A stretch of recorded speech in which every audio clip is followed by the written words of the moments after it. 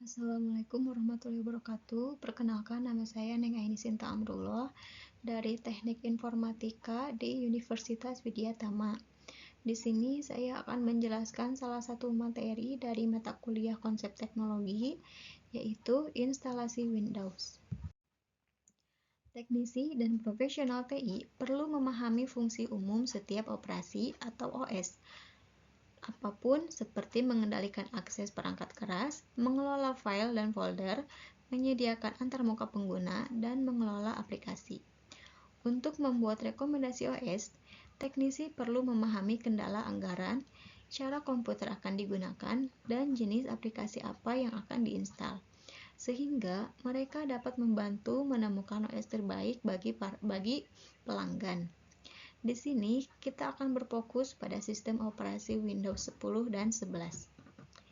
Komponen, fungsi, persyaratan sistem, dan terminologi yang terkait dengan setiap sistem operasi akan dibahas di sini. Di sini juga kita akan merinci langkah-langkah untuk menginstal sistem operasi Windows dan urutan boot Windows. Anda akan mempelajari cara menyiapkan hard drive untuk instalasi Windows dengan menformat drive menjadi beberapa partisi. Anda akan mempelajari bagaimana jenis partisi dan drive logis, serta istilah lain yang berkaitan dengan penggunaan hard drive. Anda juga akan mempelajari bagaimana sistem file yang didukung oleh Windows, seperti File Allocation Table, New Technology File System, Compact Disk File System, dan Network File System. Sistem operasi atau OS memiliki sejumlah fungsi. Salah satu tugas utamanya adalah bertindak sebagai antarmuka antar pengguna dan perangkat keras yang terhubung ke komputer. Sistem operasi juga mengendalikan fungsi-fungsi lainnya, seperti sumber daya perangkat lunak, alokasi memori dan semua perangkat periferal, layanan umum untuk perangkat lunak aplikasi komputer. Dari jam tangan digital hingga komputer, hampir semua komputer memerlukan sistem operasi sebelum dapat dioperasikan. Ada juga beberapa istilah di sistem operasi, yaitu multi-user, multitasking, multiprocessing, dan multi-reading. Untuk memahami kemampuan sistem operasi, penting untuk terlebih dahulu memahami beberapa istilah dasar. Istilah-istilah berikut sering digunakan saat menjelaskan sistem operasi. Yang pertama, multi-user. Dua atau lebih pengguna memiliki akun individual yang memungkinkan mereka bekerja dengan program dan perangkat periferal secara bersamaan. Kedua, multitasking. Komputer mampu mengoperasikan beberapa aplikasi pada saat yang bersamaan. Ketiga, multiprocessing. Sistem operasi dapat mendukung dua atau lebih CPU. Keempat, atau yang terakhir, yaitu multi-reading. Suatu program dapat dipecah menjadi bagian-bagian yang lebih kecil yang dimuat sesuai kebutuhan oleh sistem operasi. Multi-reading memungkinkan beberapa bagian program dijalankan pada saat yang bersamaan. OS memboot komputer dan mengelola sistem berkas, sistem operasi, dan dapat mendukung lebih dari satu pengguna, tugas, atau CPU. Selanjutnya yaitu manajemen disk. Instalasi dan booting awal OS disebut pengaturan sistem operasi. Meskipun memungkinkan untuk menginstal OS melalui jaringan dari server atau dari hard drive lokal, metode instalasi yang paling umum untuk rumah atau bisnis kecil adalah melalui media eksternal seperti DVD atau drive USB.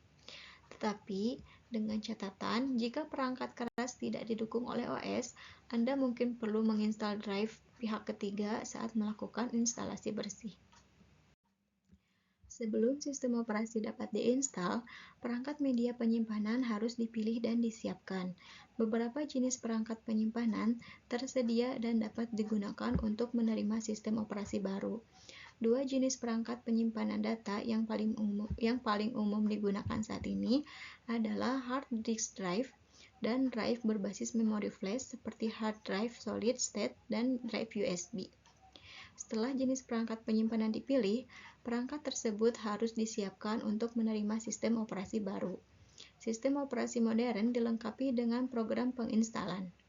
Penginstalan biasanya menyiapkan disk untuk menerima sistem operasi, tetapi sangat penting bagi teknisi untuk memahami istilah dan metode yang terlibat dalam persiapan ini.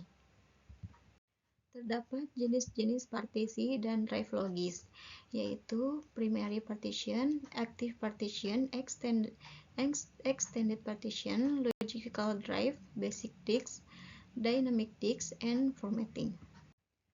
Partisi hard drive. Dua standar skema partisi yang paling populer adalah Master Boot Record atau MBR dan Globally Unique Identifier Partition Table atau GPT.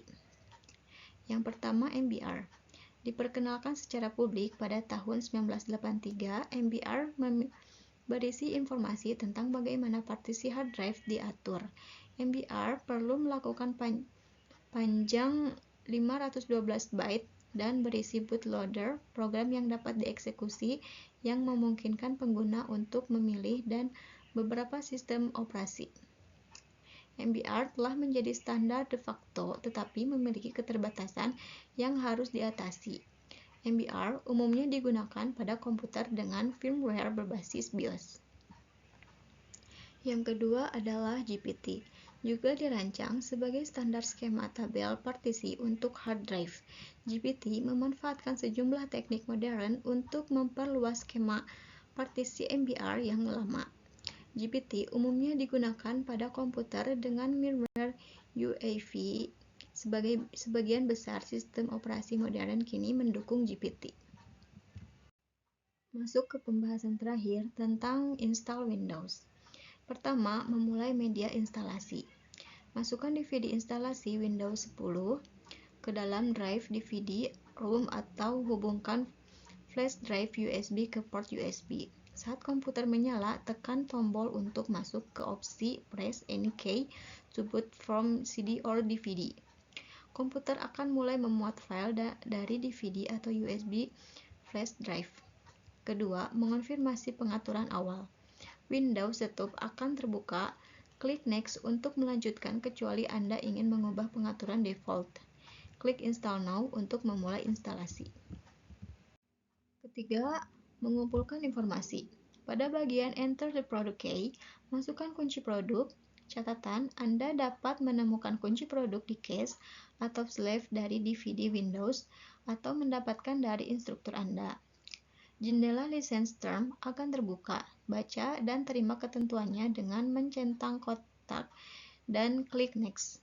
Pilih jenis instalasi yang diinginkan. Ada Custom Install Windows Only Advanced.